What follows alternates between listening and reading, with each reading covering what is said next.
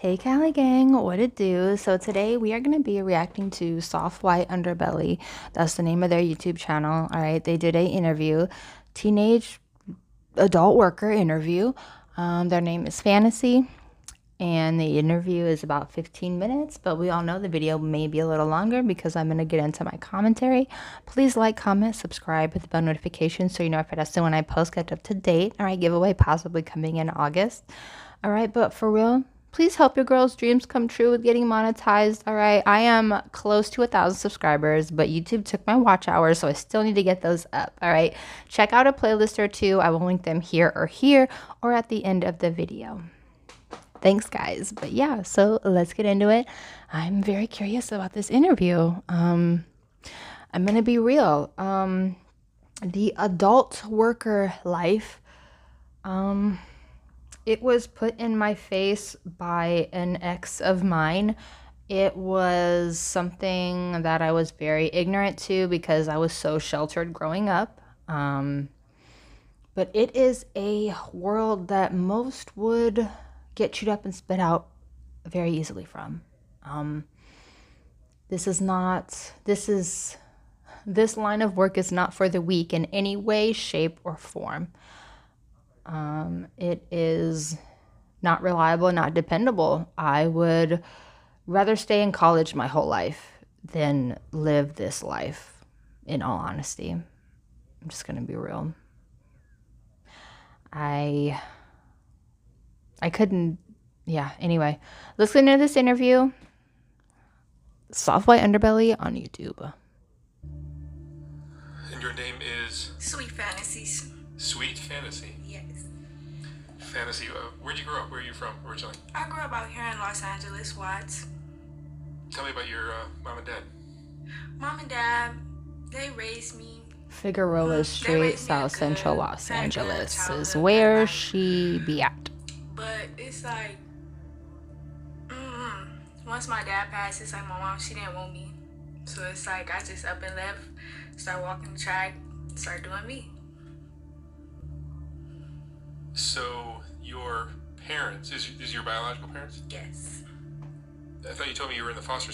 Hold the fuck up. She said after my dad died, my mom didn't want me, so I hit the block.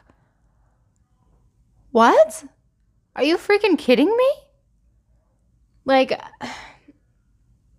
I would never wish losing a significant other, life partner, or anything on anyone because that is a pain that is, I'm sure, not healable. You know what I mean? It's similar to the death of a parent. It's not healable. There's nothing that anyone anywhere can do to fix it. You know what I mean? But off top, I am heartbroken for this girl already.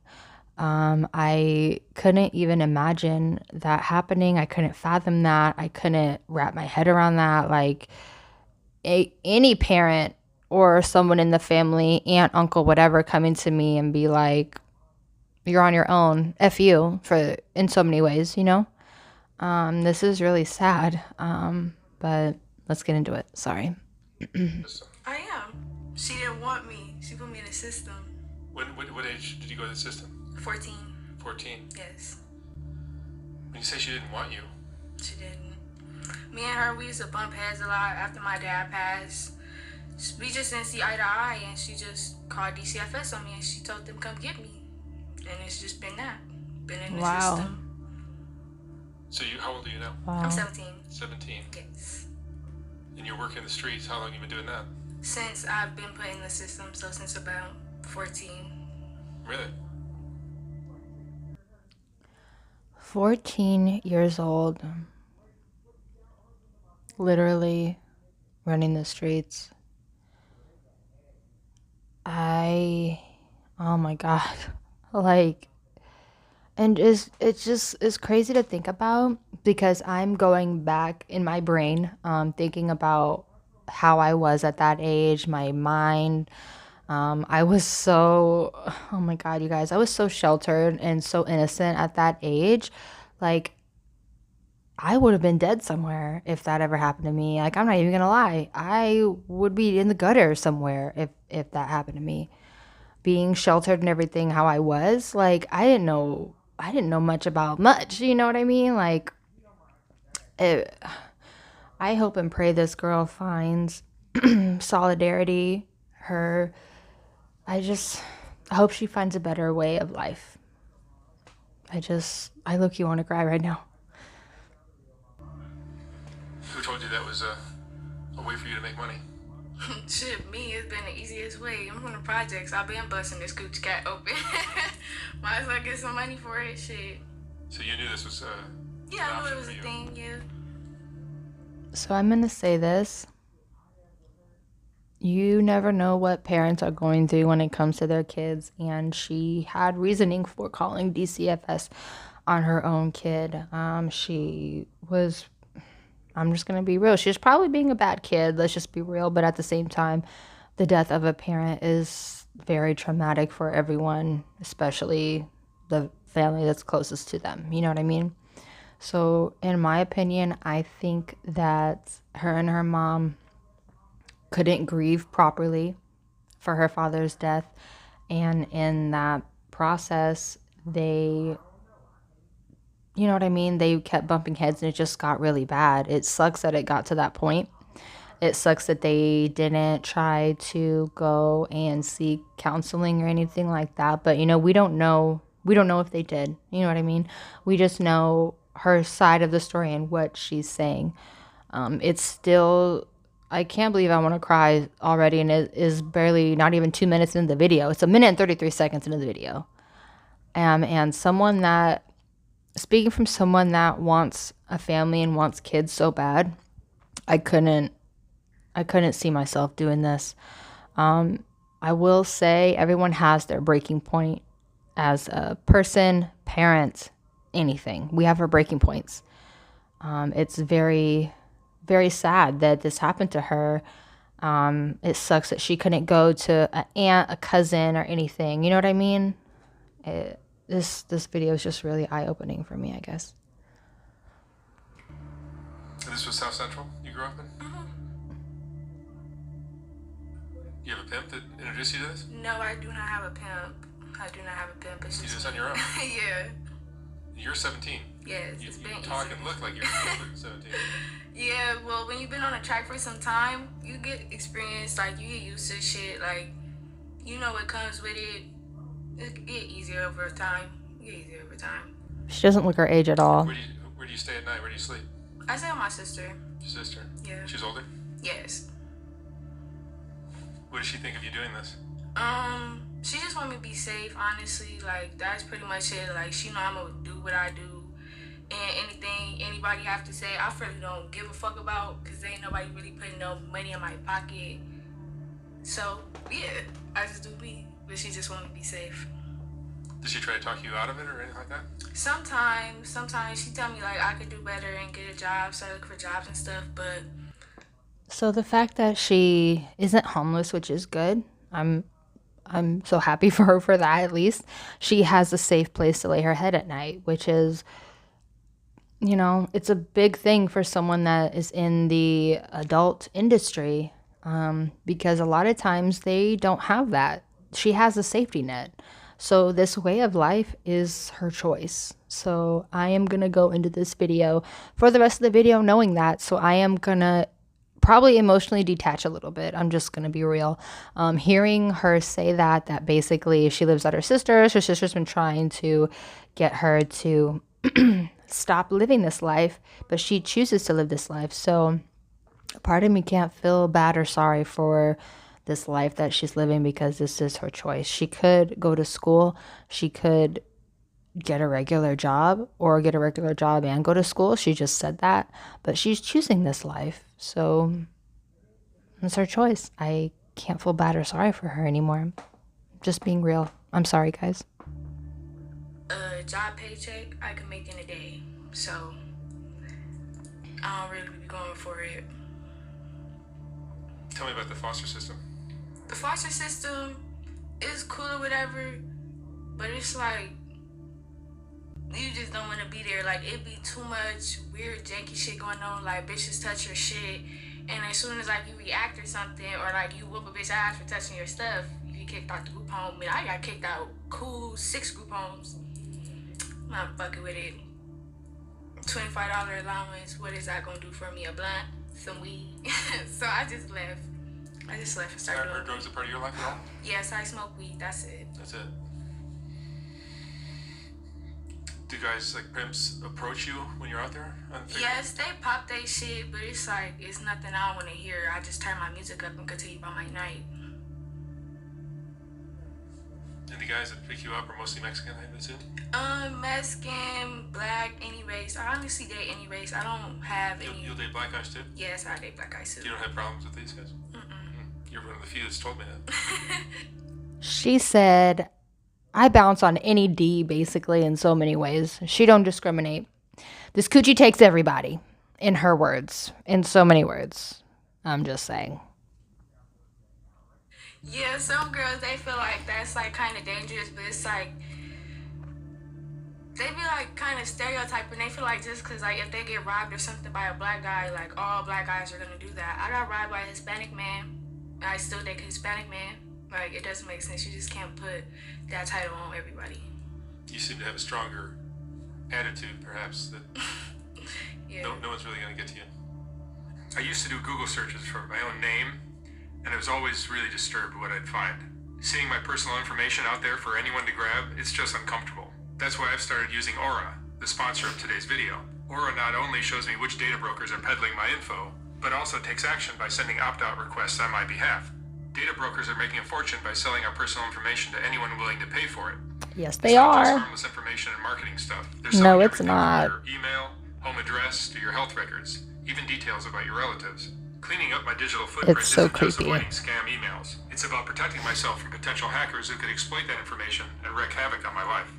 From antivirus protection to VPN and password management, Aura's got it all covered. It's like having a digital security guard on duty 24/7. I'm too busy to deal with this stuff, but with Aura, I can go about my day knowing that my privacy is being safeguarded, leaving me free to focus on what really matters. So if you value your privacy as much as I do, go to aura.com/softwhite underbelly to start your 14-day free trial. The link is in the video description box below. And now back to the video. Pretty much, like, I've been doing this shit for a while now. I've been thugging on my own, so it's like you gotta have some sort of same mentality so you could, like, work through this shit, because this shit is not a joke. This shit is not a joke. It's not a It's a joke. dangerous job. It is. It really is. You've had things like that happen to you? I got robbed by a Hispanic man. I got stabbed in my ass on the blade. All types of stuff. All types of shit that happened. But it's like, shit, I'm still here. I just look at it as a lesson learned on what to do and what not to do. How often are you out there every night work? Yeah, I work daytime, so I don't really like playing nighttime be cold. And how many guys will you pick up in a day? Depends on the day. It honestly depends on the day and how they feeling, how their papers looking, how their checks looking. Really dope. But on average, it's what? Cool, 8 to 10. 8 to 10 guys a night.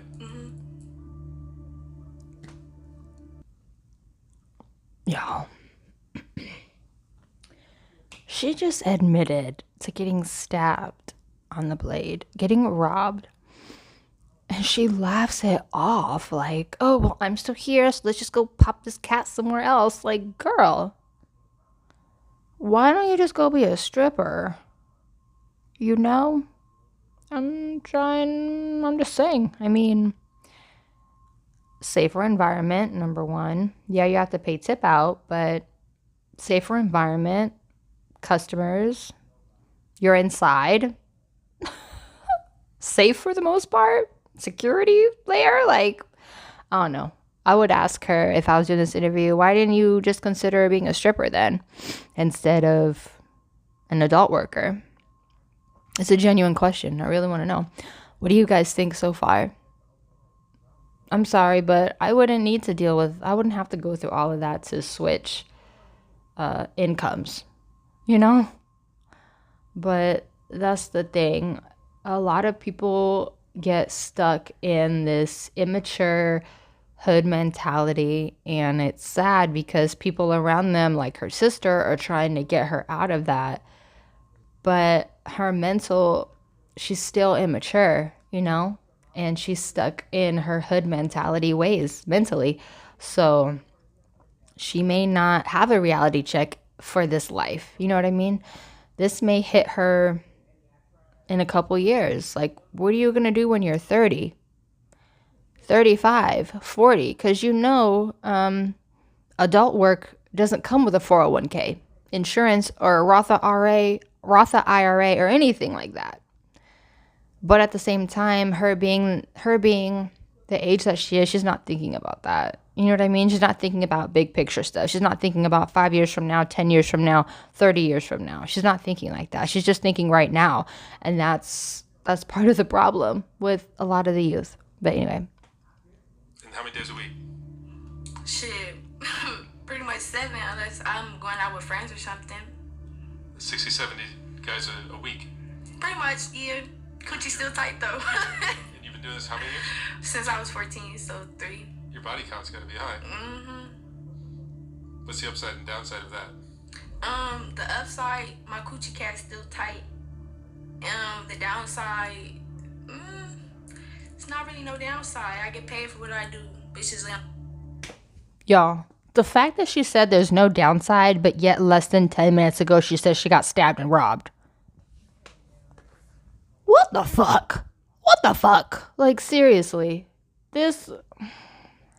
I'm gonna finish the video because I'm reacting to the video.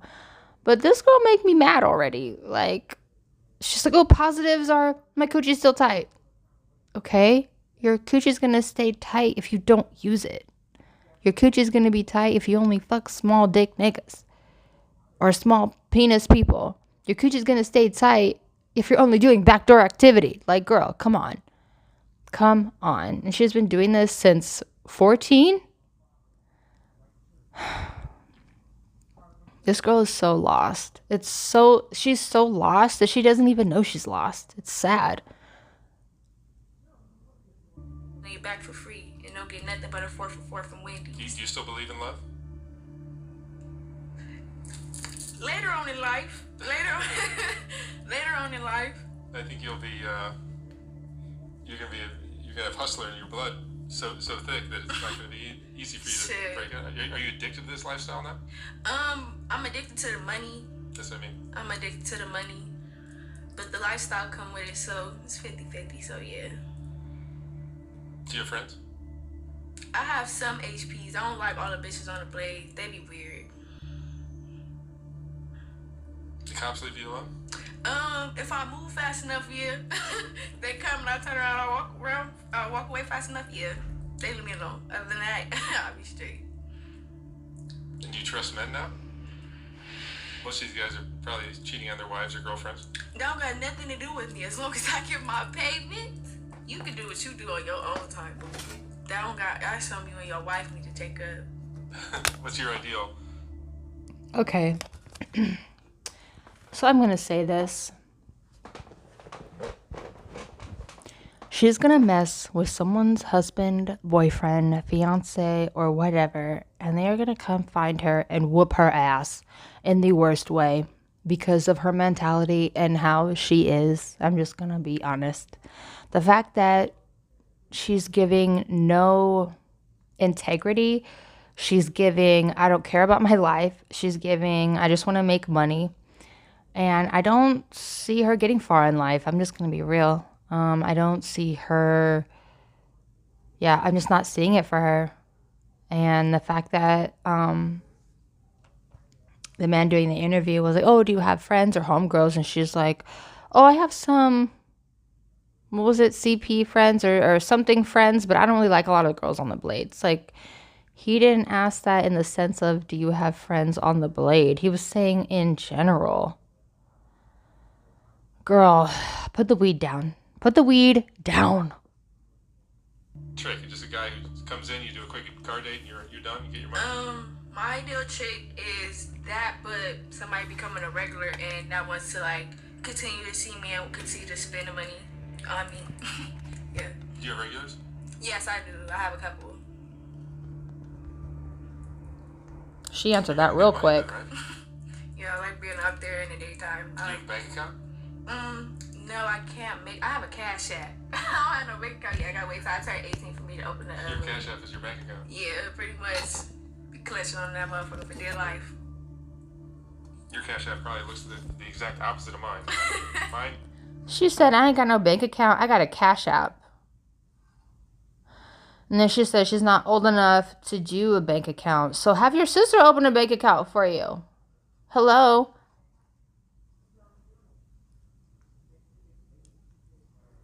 Sorry, guys. I had to fix my lips. But to be so smart as she thinks she is, how you not have a bank account? Have your sister open it for you. Like, what the fuck? All right, I'm sorry. This adult worker is on my nerves. I'm just be real. I don't know. Money only flows out. Yours is a savings account. Yeah. What are your goals long term? My goals. I do wanna finish school and stuff. I want to be a toe tagger, a medical examiner. Really? Yes, the people that cut the bodies open and stuff. I want to do that real bad. Real bad. Does this bird brain know that you have to go to school for years to do that? And from the sounds of it, this girl doesn't even have her high school diploma. And I have to say it's sad because it's not like she wasn't given the opportunity to. She even said herself, her sister is trying to get her to go back to school, but she's like, no, I'm trying to get this paper. Girl, I can't. She said, I want to work in the medical field. What are you doing to reach that goal? Nothing. She probably isn't even saving any money for real. I'm gonna just be real. She's probably not saving any money. She's probably just living day to day, smoking blunts, sucking D, fucking D, and whatever else.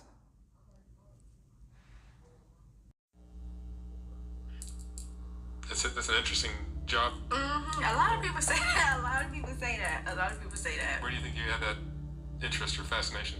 I don't know. Ever since I was young, like, I wanted to be a nurse. But it's like, me being me growing up, I don't like people.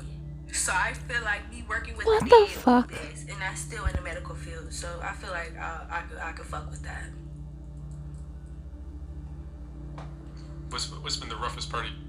So she should just work at a funeral home. For real. Like, this girl is so lost in the sauce. She's a bird brain. I can't. Your life so far? When I had You fighting with your mom? when I had first got in the system, how everything had played out, it was unexpected. Do you talk with your mom now at all? Yeah, we talk, but I don't see her like that. I don't want to see her like that. What does your mom do? She work, but she work in like a factory, like with the newspapers and stuff. That's what she do. Is she trying to get you back? No, No? not at all. We just had communicated over the years. She ain't trying to get me back. She knows what you're doing? Yes, it's never a secret. Whole family know. Told they. Y'all. The vibe that this girl is giving, it's giving, I was a reckless teenager. It's giving, I gave my mom hell after my dad died. It's giving, I was a daddy's girl. It's giving, I don't care about my life. Like, I'm gonna just be real. It's giving, I don't care about my life. I just want this money, and I don't like people, but I want money. Yeah, I'm sorry. I'm sorry if I have like an attitude throughout the rest of the video, but it's just, this interview took a turn and things were said in the interview that has changed my opinion of this person. Okay? I don't feel bad, sorry, or anything for her in any way, shape, or form. I can't. Yeah, so ain't nobody helping me. I'm gonna get my money regardless. That's just that. It's you against the world. Pretty much. Hard sometimes, but pretty much. What do you afraid of? What do you worry about? Heights and spiders. What's that? Heights and spiders. Heights and spiders. Oh, heights. They was my fears, but Like any normal person. like my feet. Hold the fuck up. Her fears are spiders and cliffs. Bitch, you're a fucking sex worker. Your fear isn't getting burned. Your fear isn't getting a incurable STI or STD. Your fear isn't getting killed on the street and going missing. Your fear isn't someone gorilla pimping you and taking you to another state or country. Your fear isn't getting sex trafficked. Are you freaking kidding me? Are you freaking kidding me? I'm sorry, guys. I am getting riled up, as you can see, because she's like a walking, talking contradiction at this point. Like, sorry, guys. I'm sorry. I'm trying to be nice. I'm really trying. I'm trying. I may not be nice anymore. I don't know. Fears, not actually doing what I want to do with my life. How do you think working the track as a teenager is changing you, or has changed you? It changed because it opened my eyes to a lot of shit that actually goes on in the world that your parents might not talk to you about. Like, it's a lot of shit that happens on the track, like a lot of shit. What kind of things, for example? Like not to trust bitches. Why is he acting like he's never interviewed a prostitute before? Why is he acting like he's never heard stories like hers or worse before? I don't like that. I don't like that at all. He could have just been like, oh, well, from previous interviews, I know this and that goes on, but does this happen? You know what I mean? Like, I don't know. Who are writing his questions for these people? I'm so curious. Softwhite underbelly, hire me. I'd come up with some great questions. Like, seriously. Don't give me a job for questions for an interview. I'm gonna have some good questions. Okay, I'm gonna come up with some good questions. I'm gonna ask all the questions that nobody wants to ask, or I'm gonna ask the questions in a way that you'll answer them, the ones that people want to know, you know what I mean, without realizing you're answering, right? Not to trust a lot of bitches on that track. Not to trust bitches. On my show, not to trust a lot of bitches on that track. A lot of bitches are weirdos. Like, bitches that act like they your friends, they get close enough, they steal your money. Or they'll be sitting here telling people your business. Bitches are weirdos on the track. That's why you don't need to fuck with everybody that you meet on the track. That shit, they just weird. Bitches are weird regardless. It doesn't matter what industry, form of work, or anything that you're in. Bitches is weird, okay? These bitches is weird. Shit, that's just that. That's the main one thing. Bitches out there on that track, they weird. They're very weird. Do you have any regrets in your life? 17 years? A couple. What's your biggest regret? When I was younger, around like 13, 12, I went to the homegirl Destiny house, and I went to go see her, chill with her. I ended up getting raped when I went to her house. So that What the regret fuck? was going to that bitch house, thinking that bitch was my friend, and she set me up. That was your first sexual experience? That wasn't my first sexual experience, but that was the first time, like, I had got raped or a train ran on me. I was not. After that, that's when I was really, like, introduced to the track. That's when I really, like, started knowing about hoeing and all the bitches on the fig. So she set you up, and After that, it was just buck wild. it wasn't just one dude. Okay, so the girl, her homegirl, that she went to her house and she got assaulted at, it's giving recruiter. It's giving her homegirl was a adult worker and wanted to recruit her. That's what it's giving. Does anyone else get that vibe? Because that's what it's giving from the story that she's saying. It's giving. And it sucks and it's sad that that happened to her, because I would never wish that on anyone. That's terrible. It's sad. It's heartbreaking. She has so many scars, and she is downplaying the things that she went through. And I feel like that's a defense mechanism for her, and maybe for her brain, to keep her pushing and keep her moving forward. You know what I mean? Our brains have a way of either blocking things out or stopping us from thinking certain things when our brain knows it'll trigger our body in a bad way. So don't be surprised if something crazy or heartbreaking or anything like that happens and you either don't remember all of it, or your thoughts are cloudy, or you can't piece together like that whole situation. That's your brain protecting you. And I think her brain's trying to protect her, but I don't think it's going very well. Just be honest. No, it was cool. 6, 7.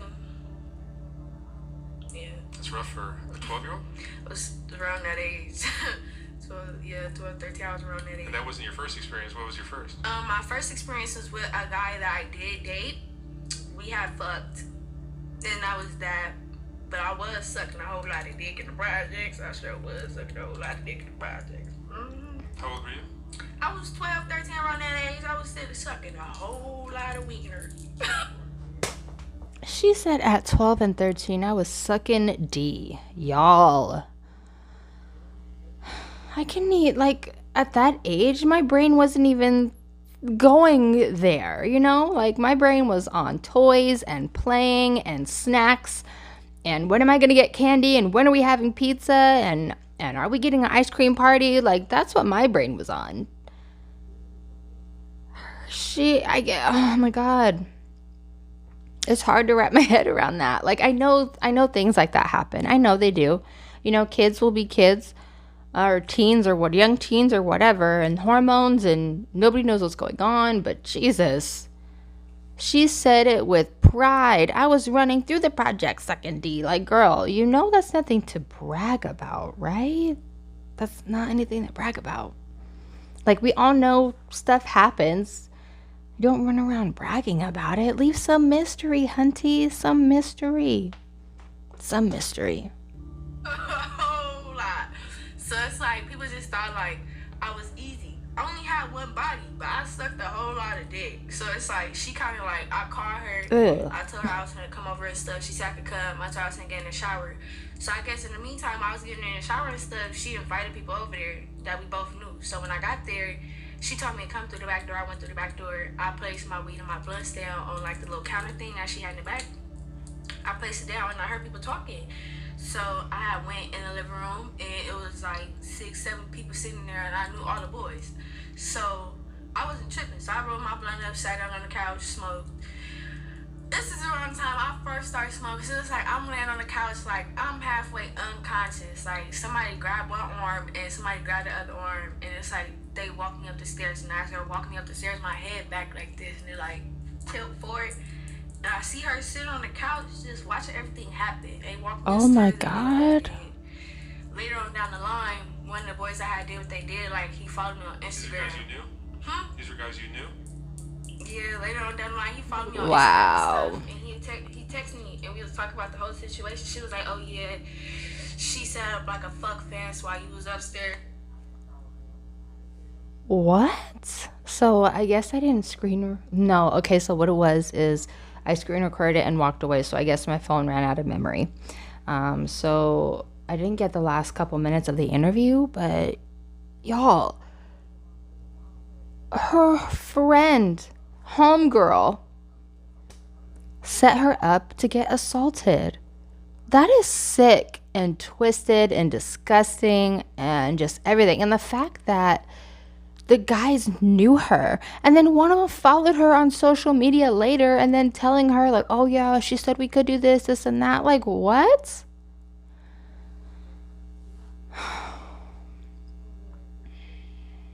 That is crazy. That's crazy. I can't wrap my head around that. But at the same time, she kind of put herself in that situation. I'm going to play devil's advocate for a second.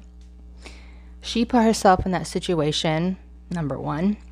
She went to her friend's house, and I feel like her friend was plotting and hating from jump. It sucks that happened to her. I would never wish that on my worst enemy, like anyone. Like, assault is just terrible. Like, I want to fight. It makes me so mad. It makes me want to fight. And like, I'm a lover and I am a fighter, but I fight when necessary. You know what I mean? But yeah, what do you guys think of this interview? Do you feel bad for her? Can you relate to her? Do you know someone like her? Like, let me know. Sound up in the comments. But my final thoughts for this is she's choosing this lifestyle. She said it herself in so many ways. She said her sister, the one that she lives with, is trying to get her to go back to school. She doesn't even have a GED or a high school diploma. So she needs to get it together, like for real. Get it together, boo. Seriously. But please like, comment, subscribe, hit the bell notification so you're notified as to when I post, get up to date. All right, giveaway possibly coming in August. Bye, guys.